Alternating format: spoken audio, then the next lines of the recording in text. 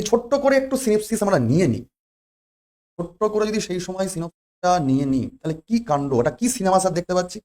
দেখো, যদি সিনেমার আকারে একটু ঘটনাগুলোকে মনে রাখার চেষ্টা করে দেখবে, সিনেমা যেমন অনেকদিন মনে থাকে যায়, কখন নায়ক উড়ে এসে মার দিয়েছিল আর 40 জন লোক ছিটকে গেছিল, আর কখন নায়িকা আঁচল তুলে উড়ে এসেছিল, এবার দৃশ্যগুলো তোমার মনে থেকে যায়। একরকম ভাবে সিনেমাটিক ভেদে যদি পড়াশোনা করি তাহলে মনে থেকে যাবে। যখন দিল্লির দরবারে ঔরঙ্গজেব প্রচন্ড পাওয়ার নিয়ে বসে থাকছেন, তারা ভারতবর্ষ পুরো একদম যখন তার একদম কমান্ডের মধ্যে রয়েছে, এই বিশাল বড় ভারতবর্ষকে কন্ট্রোল করার জন্য তিনি বিশাল বাহিনী তৈরি করছেন।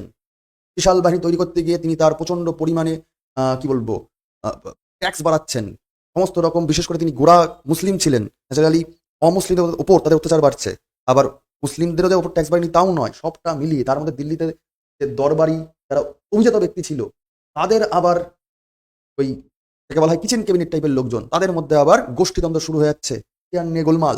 এবং এই ঔরঙ্গজেব তো দীর্ঘদিন ধরে ভারতবর্ষের শাসক হয়ে রয়েছিলেন, তোমরা সবাই জানো। তো এই সময় কিন্তু আঞ্চলিক বিক্ষোভগুলোও আস্তে আস্তে বাড়ছিল। যেমন মারাঠারা তাদের যে দাবি দাওয়া, এই দাবি দাওয়া নিয়ে এগিয়ে আসছিল, তেমনি পাঞ্জাবে দাবি দাওয়া নিয়ে বেড়ে আসছিল, একটা শক্তির উত্থান হচ্ছে। তেমনি বাংলা, বিহার, উড়িষ্যা জুড়ে কিন্তু বাংলায় নবাবি আনার শুরু হয়ে যাচ্ছে, তাই না?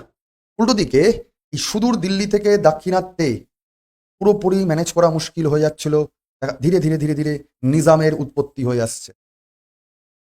পরবর্তীকালে আরো টুকরো হবে, আউধ বা অযোধ্যায় নবাবী আনা আসবে।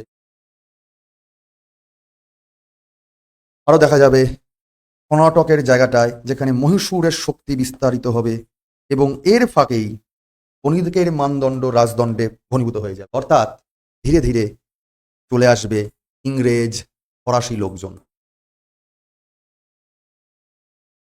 এবং পরবর্তীকালে ইংরেজরা এই পুরো জায়গাটা অন্যরকমভাবে ক্যাপচার করবে।